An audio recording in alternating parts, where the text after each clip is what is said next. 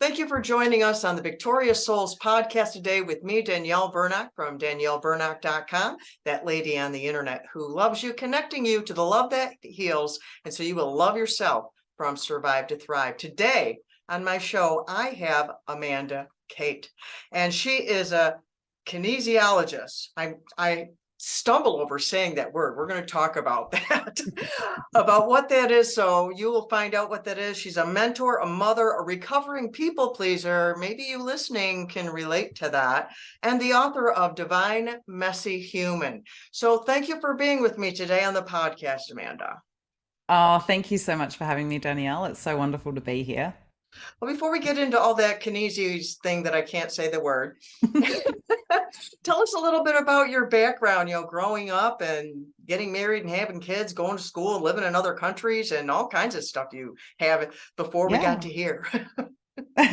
absolutely. So I grew up in Perth in Australia, then moved to Adelaide around my ninth birthday, and then spent 11 years in the UK from 22 to 33. And now I've been just over 11 years in the UK. So, in Melbourne, I should say. Yeah, 11 years UK, 11 years here.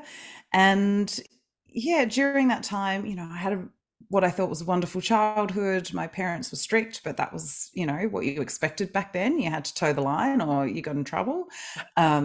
White, middle class, Church of England raised, got good grades, didn't want to put a toe out of line, was a chronic people pleaser, wanted to make everybody happy. Um, was terrified of getting in trouble, like absolutely terrified of, especially being shouted at. Those loud noises really put me into a state of panic and terror. So I needed to avoid that at all costs. And so you can imagine my behavior growing up. And even as I went into the teenage years, as much as I wanted to rebel, I was terrified to be honest, because I knew that the screaming and shouting would happen and all that kind of thing. And that's, a pretty typical, I guess, childhood growing up.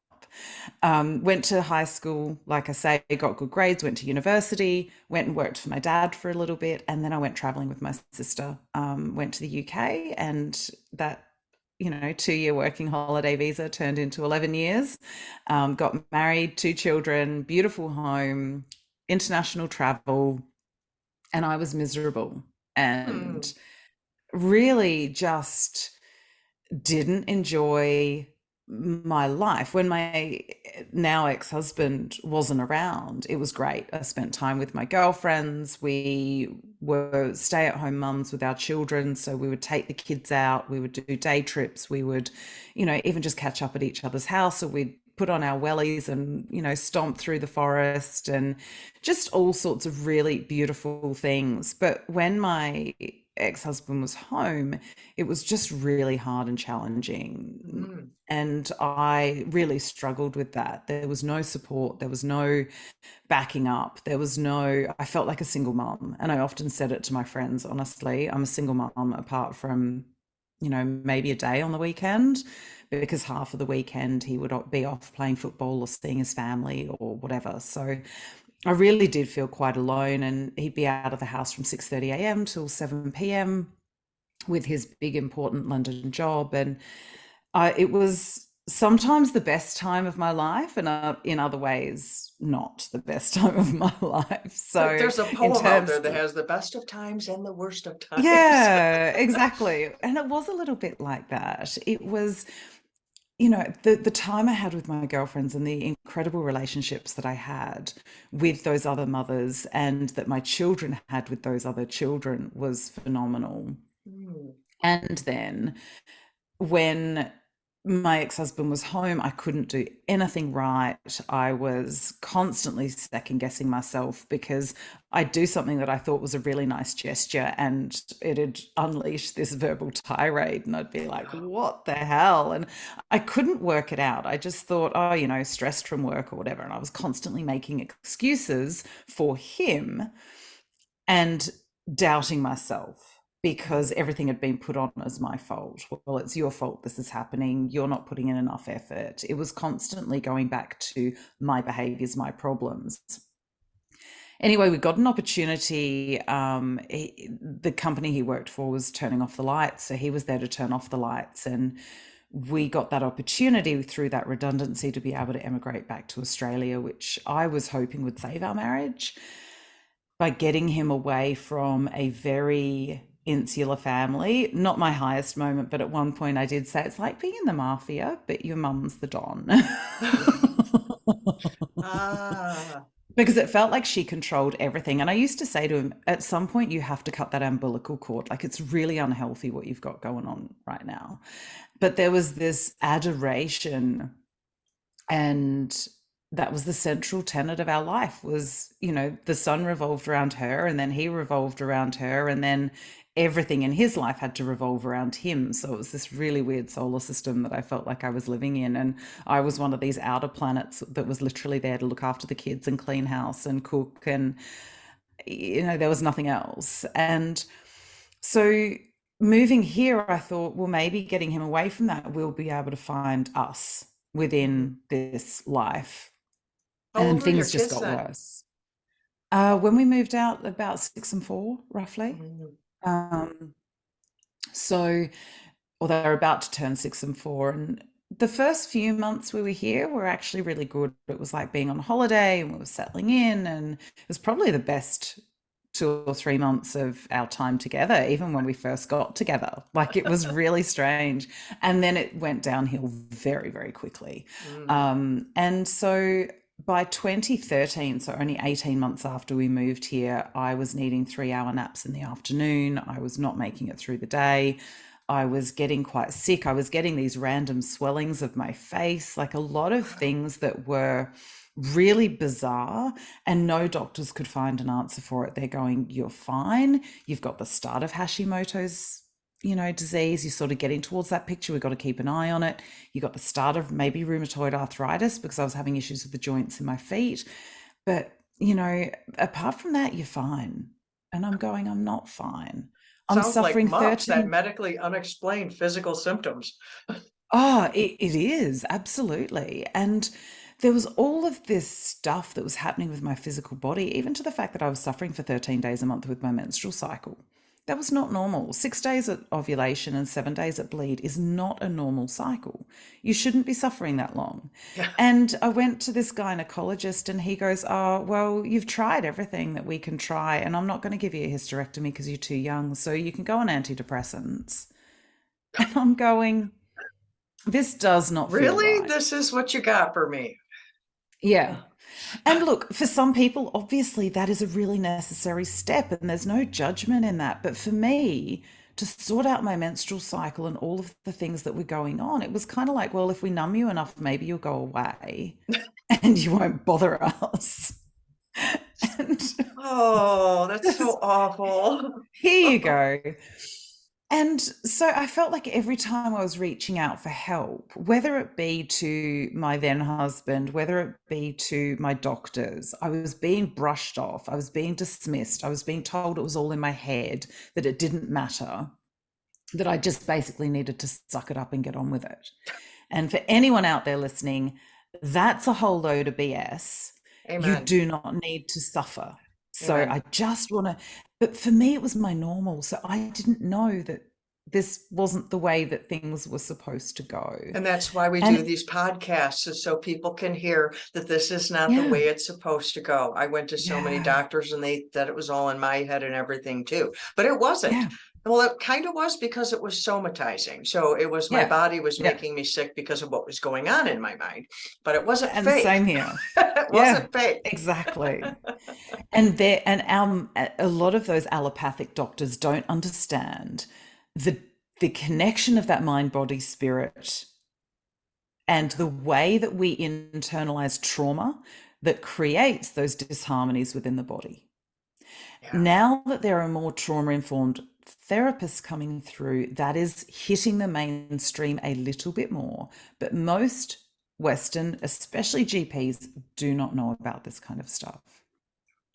And so I ended up, after a couple of really big traumatic events, I was just feeling like an absolute empty shell of a human being. I was trying to work out whether it was even worth me living anymore. I felt so empty and broken and useless. And I just felt like I was ruining my children's life and my ex-husband's life because everything was always my fault. He's like, I don't do anything wrong, so it's you.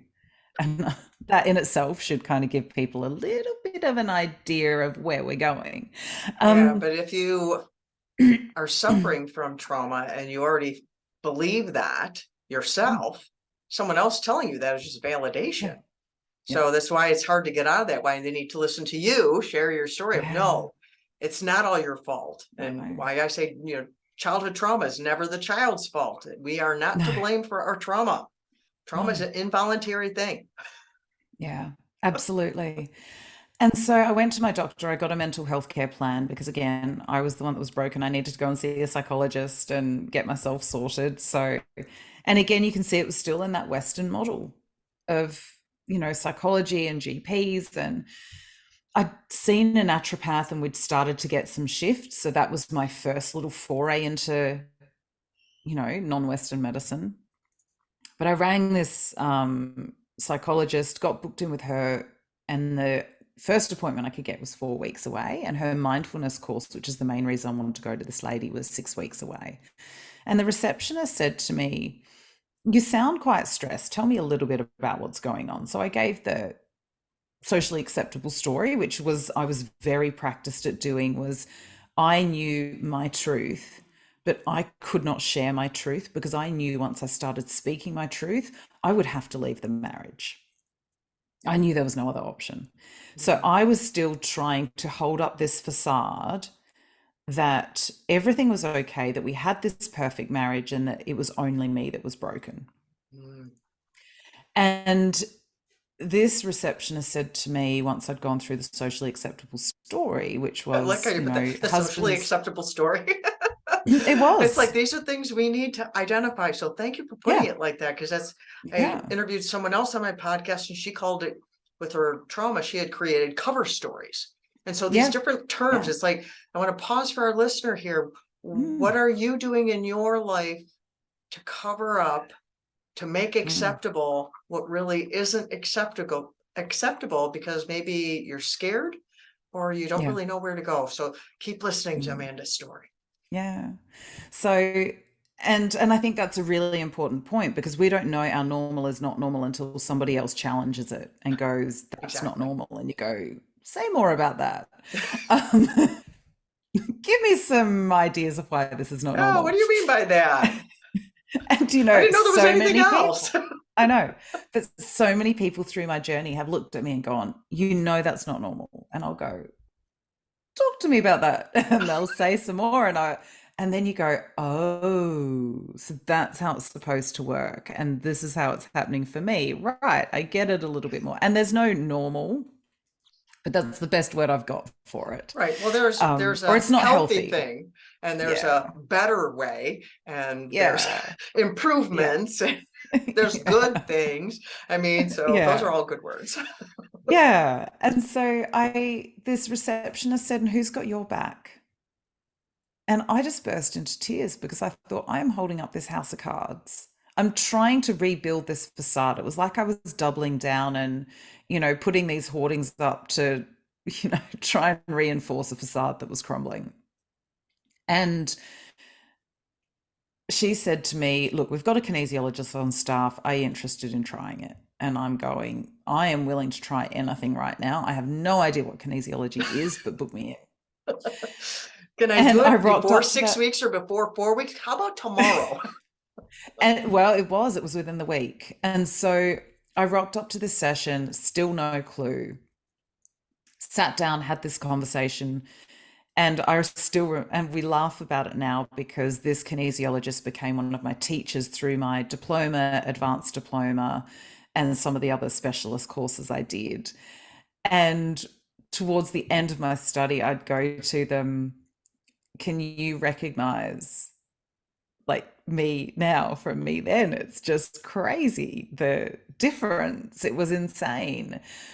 But I walked into that office and I said to them, "I need to fix myself enough to save my marriage because I'm broken." Now, if you can't hear the trauma in that, then, you know, But you can see it once you start becoming aware of trauma Mhm. and the way it stores in the body. You can see the trauma patterning in that. The fact that I thought everything was my fault, everybody else was essentially perfect, and that I was the only one that needed to be fixing and to do the work. And I was prepared to take the responsibility for all of the shitty things that I'd done and all the rest of it. But in within that session, as she was or as they were working on those somatic pictures, they said to me, "You have no idea how emotionally abused you are, do you?" And it fell into place with a few relationships of mine, but it took 4 months for it to sink in with the fact that it was my marriage, and then 4 months for me to get up the courage to leave. And 6 months to the day from my first kinesiology session, I was sitting in the classroom learning how to be a kinesiologist, Wow. because it had already, even though I still hadn't left the marriage, I had learned so much about myself. I had started unpacking all of these trauma patternings that I didn't know were trauma, because they weren't accidents. They weren't, I hadn't gone off to war. I hadn't been shot at. I hadn't been, all these things that I thought were trauma. So many people are like that. That's what's in my first book. And then I had Yeah. that quote, trauma is personal, because I compared everything to, Mm. massacres and plane crashes and Yeah. tsunamis. And it's like, so many people do this. Listen, listeners, it doesn't have Mm. to be a plane crash. It's just, Well, ah, trauma is anything that we store in our body that is less than nourishing and nurturing to us. amen. So it's the way we store it. If our parents are overly critical, if they are explosive in nature, if we have teachers who come down on us really, really hard and shame us, all of those things, for some people, they will go, oh, yeah, whatever, it doesn't bother me. For others, they store it in their body as trauma. And I was one of those children who hated being screamed at. I hated loud noises. I loved being off in my little daydream fairy world. Yeah, I was a very peaceful child. And all of those eruptions of shouting and everything used to literally put me into terrified quaking. And I would do everything I could to not have that happen. Yeah. So I was already winding myself quite tightly and making myself into a smaller bowl so that I wouldn't attract that sort of externalization. And that was a lot of what led to this chronic fatigue. In the end, I ended up working with a lot of different therapists. I worked with a kinesiologist, Chinese doctor, chiropractor. I can't even remember now who else now. I had a PT for a while. And it took 4 of those professionals telling me that I had chronic fatigue for my ex-husband to believe me. He'd go, oh, everyone else just gets tired, but you're always exhausted. It's always got to be worse for you. You're always such a drama queen. And I'm going, I'm not being dramatic. I'm exhausted. I can barely put one foot in front of the other. But I It was, had to soldier on through it it was because I was shaming you. constantly having it. Oh, it was denial, it was shaming, it was gaslighting. None of my experience mattered. All that mattered was that I was no longer capable and strong, and he did not like that. And so I kept hiding all of that stuff. And the chronic fatigue for me, I've heard other people who experience it in this way, but there are different experiences of it. So for Okay. me, it was like my legs felt like lead. My arms would feel like lead. I barely felt like I could get out of bed. But my adrenals were in this wired and tired state. So I would feel tired, but I could not sleep because my adrenals were in that hypervigilant state. And Wow. when you're under constant attack, your nervous system is ready for that next attack. It's ready for that next bit of verbal abuse or that next bit of shaming, and you're ready to either fight or run away. But even when you go to sleep, it's not safe for you to sleep. So your body keeps you in this light sleep, and you're never quite dropping into that deep sleep. And so I would go for ages without having a what I would consider a proper night's sleep. I would wake up, I'd get an hour of really good sleep, and then I'd wake up and I'd be literally wired, like I'd had a couple of shots of caffeine. Mm, And if I did say a workout at my 9:30 till 10:30 kind of time slot, it could take me until 3, 4, 5 o'clock in the afternoon to feel even remotely better. I would feel wiped out from it. wow. And then other days I could wake up and do that workout and be absolutely fine and not a problem. And then I could do a workout and I would, how you get the, muscle soreness, that could last me up to 5 days after my workout. And so my body wasn't recovering. And so even now when I get tired, they are my things that I start to notice. I start noticing the heaviness of the arms and legs, or I start noticing that I'll do a workout and it'll take me a few days to recover, and I'll go, whoa, okay, back it up, because it is that weak spot, and it is an autoimmune disease. So you are fighting your own body. And as much as it is, I feel like it has been under control since about 2018, 2019. I still, when I get towards that burnout tired, have to reel it in, because I can feel that picture coming on. And that's my first early warning sign. If I have that heavy arms and legs, and not just a normal heavy arms and legs, like it's like you've got lead in your veins. Mhm. And so it Well, was the really picture that I'm getting interesting. with your explanation is, they have weighted blankets now, and Yeah, I yeah. have a weighted blanket. I love my So weighted blanket. what I'm imagining as you're talking about your arms and legs, like weight, like Yeah. lead, it'd be like if you're trying to walk around with that blanket Mm. in your everyday Yep. life. Would it Yeah. be close to an explanation for people who have never felt that? Yeah. Absolutely. Absolutely. And like I say, it's great because through this journey, I have gotten to know my body so intimately that I can pick up those very first signs of, oh, that's a different type of heaviness than just a post-workout heaviness. That's a different type of anxiety that's coming up for me now. That's not my normal anxiety. Or noticing that sleep pattern of, hang on, I'm waking up at that time. That's when things start. So, what do I need to now do?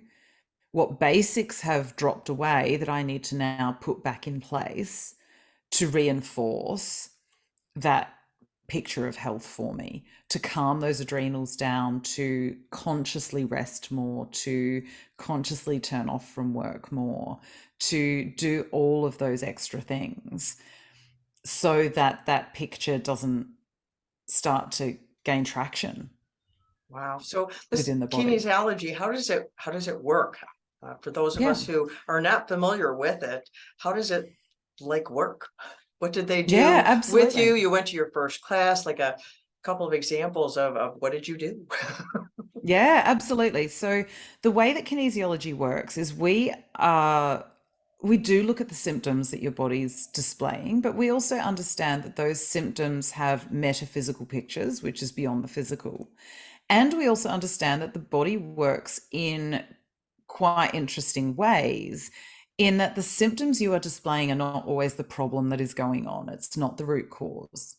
Your symptoms are telling you that things are out of alignment. So, inflammation is actually a good thing in the body, because what it's trying to do is protect an area of your body by putting an extra layer of fluid there. It's really helpful. It is trying to help you.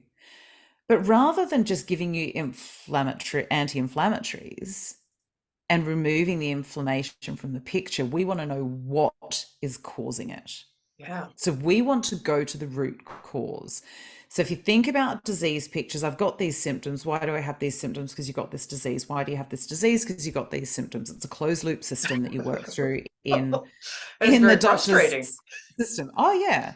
But they just want to get rid of the symptoms by giving you a drug to ingest, and they label it under the term of this disease, this is the treatment to get rid of these symptoms. What we want to know is, what have you stored in your body? What are some of those traumatic emotional events that you've stored in your body, some of those stresses that have created an environment where this is the physical manifestation. So we are going back to the root cause, pulling it out by the root, and vibrationally changing that picture with every little bit that we're finding. And so, your disease isn't just right, one switch was flipped and therefore we pull that out. There's going to be a lot of, little weeds in the ground because of that. There's not just ever one seed that tends to grow. But we're unpacking the layers of trauma within the body that have created the correct environment for these other things to flourish, whether it be mental dis-ease, physical dis-ease, but that lack of wellness in the body always has trauma at its base. Even pain is over energy in the body. You are not diffusing your energy correctly. So there's a blockage or there's a stagnancy. I tend to try not to use the word blockage as much, although people understand it a little bit more. But if you think that, you've got a funnel and there's a big stone in there, things aren't flowing through the way that they should do. I'll use the idea that if you think about the energy of your body like a river system, and there's a whole heap of beaver dams all through this river system, it's going to create lakes where the bank shouldn't be that wide, or it's going to create flooding in different areas, or it's going to stop the river running downstream properly. There's all of these different things that those incoherent parts of our body are creating downstream. And that's what we want to How do look they at identify finding. these things? You do journaling or counseling, or do they do some sort of body therapy, or So we how do they use get to this thing? Yeah, so we use manual muscle testing. So if you think about the electrical current that goes through your muscles, if we're thinking of something and it does not stress us, if you let's just say we're using the straight arm, which is testing your deltoid muscle. If we're putting pressure on that and it's not stressful, the muscle will hold strong because there's nothing interrupting that electrical signal. But if we think of something stressful, that muscle tone can't hold. It will give. And it doesn't matter how much you try and fight with your arm to hold that arm in place, that electrical signal would not allow you to hold that muscle tone steady. And so, as a kinesiologist, we're reading the muscle tone with different muscles of the body. When I work online, I am tuning into your radio station and imagining that I've thrown my auric field as a blanket over you to be able to read that energy field. And I muscle test on myself. So I tend to use one of the muscles of my fingers and push down with the other finger, and that will give me an indicator change on where those stresses are. The thing that kinesiology, I think, has taught me beautifully is to ask better questions. So I'm very conscious of the questions that I'm asking, of the answers that we're looking for to see what is actually stressing underneath this system. And even when people come in, we have the initial chat. I'm listening as much for what they're not saying and watching their body language, listening to the words they use, because the words can be very, very telling. And then we're getting a picture of, I guess, where those major stresses are sitting for them, and therefore what we want to start moving towards. So with kinesiology, we will more often than not be working towards a goal. This is what I want to be able to achieve. What's standing in the way of me achieving that? So it might be, I don't want my back pain anymore. Now, if you hear when people say that, they're actually stating a don't want as a want. I don't want my back pain. Well, what do you want? Well, I don't want my back pain. So what do you want? The pain to be gone. But again, that we're looking at a negative. I want to be able to move with freedom and flexibility. And this is where the language comes in so vitally. Even when people say, I want to be able to understand my partner, I go, I don't. Because if you think of that word understanding, you are standing underneath somebody, you are submitting to their authority.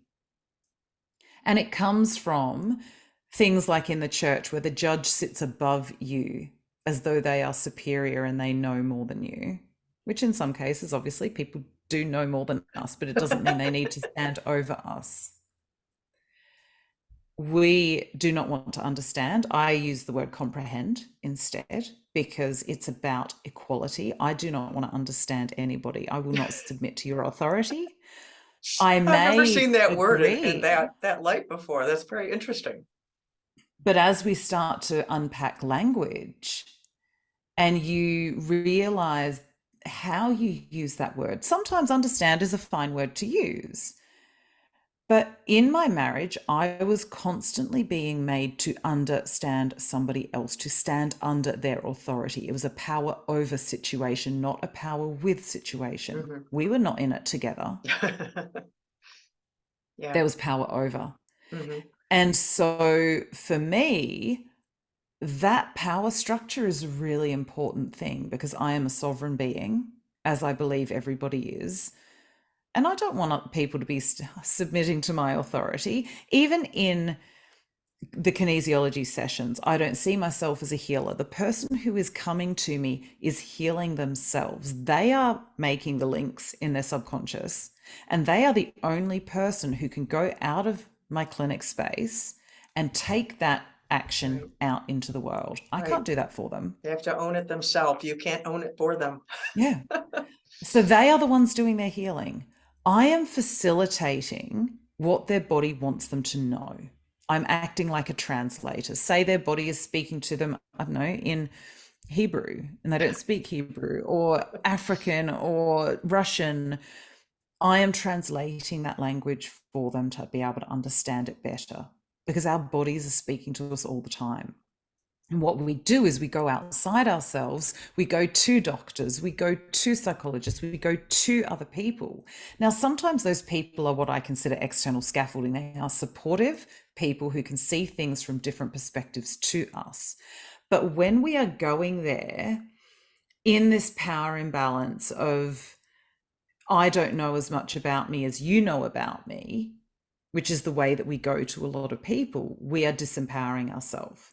And when we listen to, when we do Dr. Google and when we're on Instagram and when we're comparing ourselves online and when we're doing all these things, we are not submitting to our own autonomy and our own knowledge of ourselves.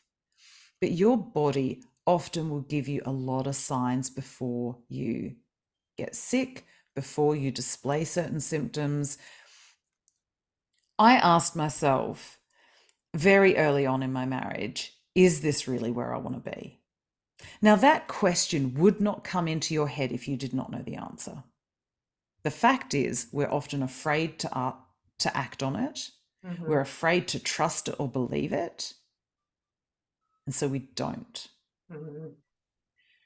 And it's the same as when you go around and you survey monkey everybody about, oh, is that boss like that to you? What do you think of this job? And you start to ask these questions of everybody else. In those moments, this job is not for you, Mhm. but But you you're don't looking move for the on because courage to you're get there. afraid. You're floundering within there because you don't have the Hmm. guts to do something about it. You want to admit the truth to yourself. I think that's a bigger part of it. We don't always want to admit the truth to ourselves and we don't always trust our instinct because we're not taught that work should be enjoyable.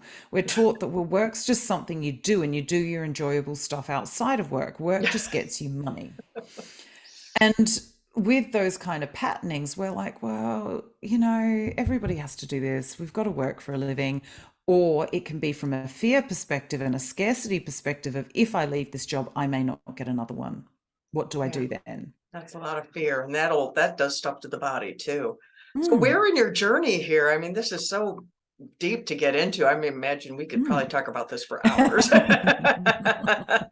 It's So been when a in your long journey here journey. did you write your book? Because you have a book also. When is Mm, that new? Is that part of your, I don't even know what your book is about, but Divine yeah. Messy Human. It's like, when did this come about? When did you do this? And why did you So write your book? So I started probably about a year into my kinesiology journey. I started going, more people need to know about this. More people need to know about somatic therapies, about kinesiology, about this mind body spirit connection, about trauma and how it gets stuck in the body, all of the different bits that I'd been learning about balancing our masculine and feminine archetypes within us to fully express ourselves in the world, to tap into our creativity, all of these different things that we're not necessarily taught and that has been demonized in society by separating us from God. Whereas back, 2 to 4,000 years ago, we were the goddess. We were working with Mother Nature in the cycles of the world to plant our crops, to harvest, to feed our families, to everything was in communion with nature. But God got put up in this cloud and put in a dress and given a beard and hailed, fired down fire and brimstone and shame and guilt for us not being good enough human beings. And we were taught basically that we need to suffer through this life to then make it into heaven. And then we get, milk and honey forever after.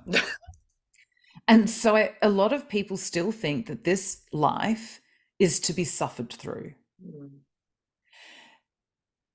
And that was the way that I lived my life. I'd been brought up in the church. I thought that this life was just something that we needed to kind of get through. And then when we die, we get to go to heaven and enjoy ourselves. And, in the meantime, good luck. Yeah, You there's get a bit there's a of lot joy, of that out awesome. there. That's just so sad. It's like Hmm.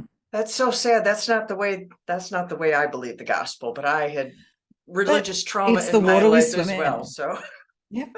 And it's the water we swim in, and we don't realize we're wet until we realize we're wet, until someone says, "Oh, you're swimming in water," because we're all in it. We're all in this soup.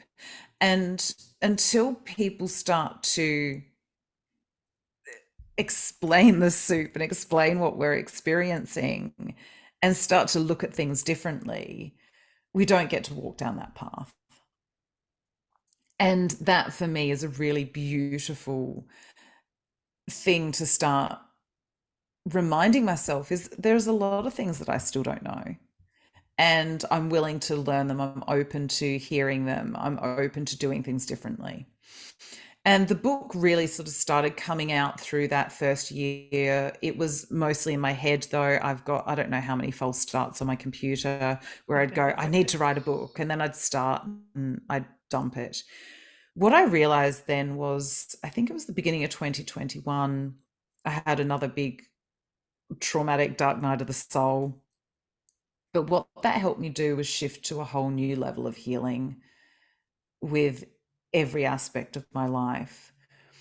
And I realized that that needed to be processed to allow the book out because there's not a lot of my story in there. The bits that are, I wanted to be told with grace and with dignity and with compassion because everybody is always doing the best they can with the tools they have. My ex-husband still believes in his perfection, and that's okay. And he still believes in my mental health disorders. That's okay.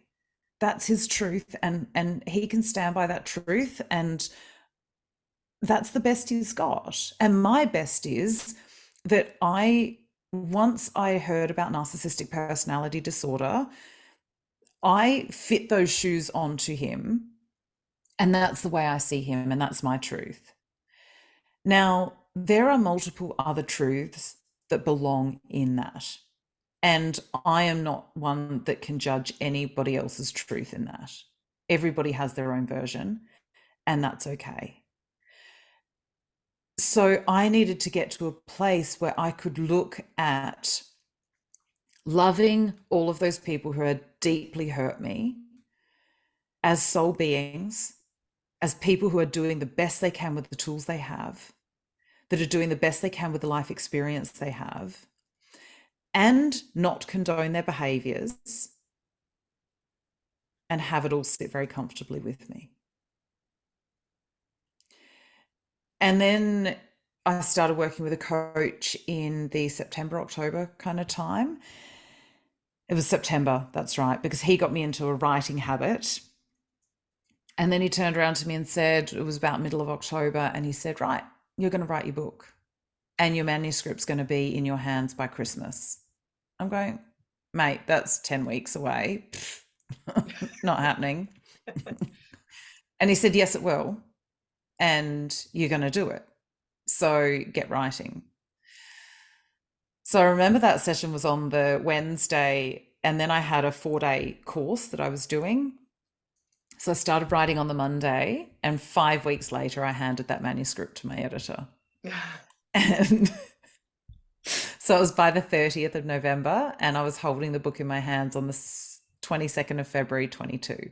Wow. So, well, actually, no, I launched my book on the February 22nd. It was 120 days from me typing those first words to me holding my book ready for my book launch. So when it was ready, it flew out of my head, but it had been processing and percolating in my head for a lot of time.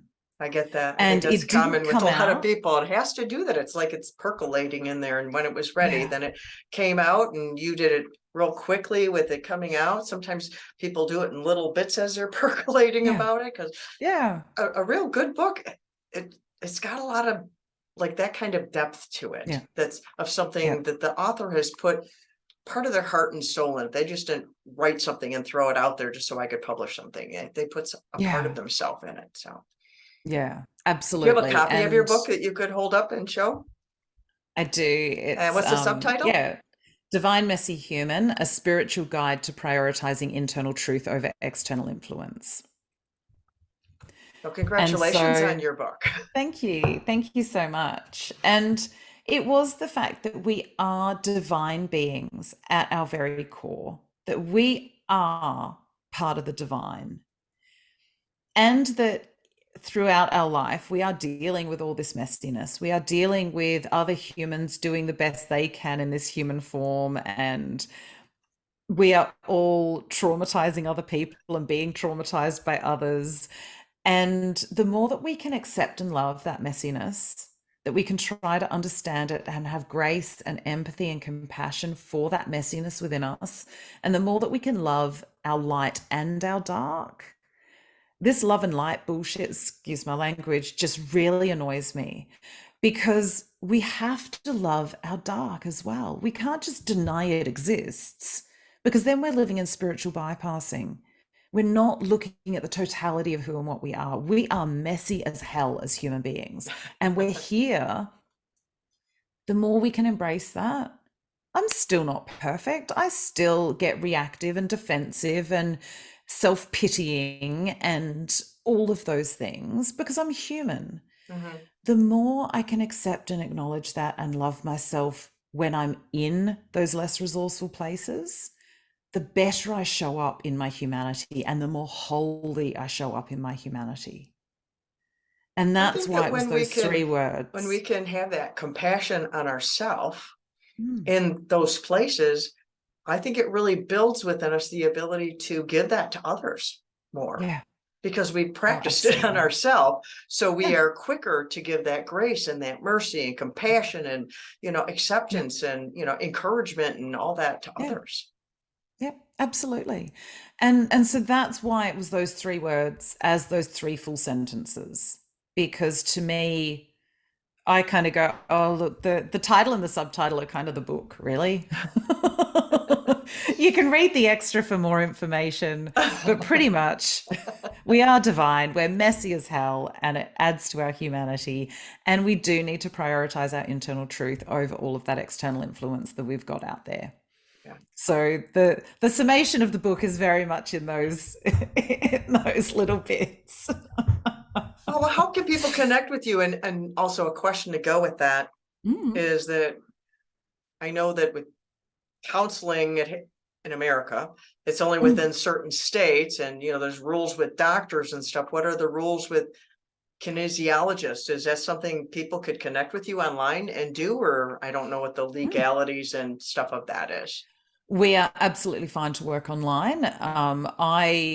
I bring in all of the different skills that I've got. So you don't just get pure kinesiology with me. Some sessions you will. other sessions, we will be doing a bit of coaching, a bit of, energy healing, a bit of whatever comes through to me. But the way that I look at it, so my website is www.amandakate.com.au.